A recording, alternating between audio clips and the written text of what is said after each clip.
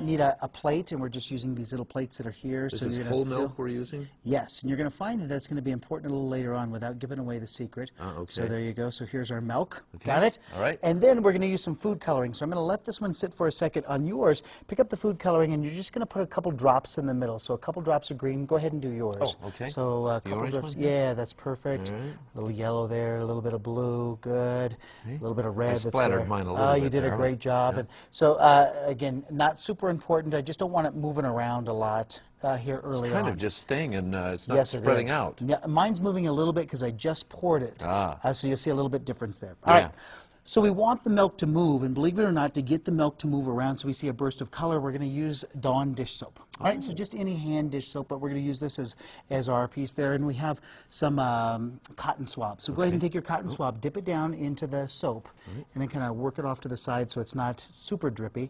And now what I want you to do is this. We're going to focus on this first one, your plate over here. The green one here? You're going to go right into the very middle of it here in a second. You're just going to put it right down inside and watch what happens. All right. Okay? When I put it in there, do I leave it there? Yeah, just leave it right there. So the green one here. Absolutely. Just any of them is fine. Just put it in. Leave it inside. Go ahead and leave it in there and watch what happens. You get this burst. Oh, look at this. Now look at this. The milk continues to move and continues to move. You're not moving your hand at all. Can you see with my big fat hand in there? See that explosion of color that's there? Look, it's still going. Yeah, Gee great. whiz. All right. So mine over here, focus on this one over here as we move over again. It stopped moving, and so as we get close to it here and we go down inside, you might be able to see the very center of it. Watch what happens as soon as we touch, we get that burst of color. Look at that. Isn't that just amazing? That is amazing. So here's the soap that is the catalyst for all of this. You're coming into it. So milk, I guess the first question I'd ask is it only with milk? And so if I was doing this as a science fair project, I might try something else. I might try something like water over here. Look at that, a little bit of the soap is still in there and it's still going. When we do this with water, you'll see that absolutely nothing happens at all.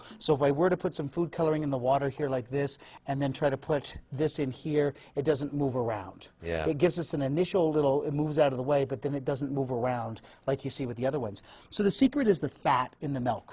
All right, and the soap. So soap, if you think of a molecule of soap like this, it has this long tail, and then it has what chemists call a polar end on it. And what's happening here is as soon as you put the soap in there, the soap molecules are aligning and the fat trying to line up with the fat, so it literally goes and grabs those globules of fat.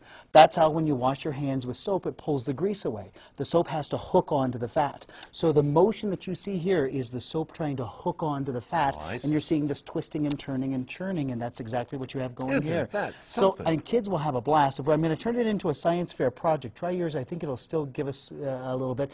I would try moving just one variable. So I think I would try using 2% milk instead of whole milk, or I might try another one with 1%. What would happen if I warm the milk, but again, keeping everything the same on each one of those? Right. All right? Yeah. The key for a science fair project is only change one variable. So keep everything the same and just change the soap and see what the differences are. But that seems to be the piece. How and you have a about making that? of a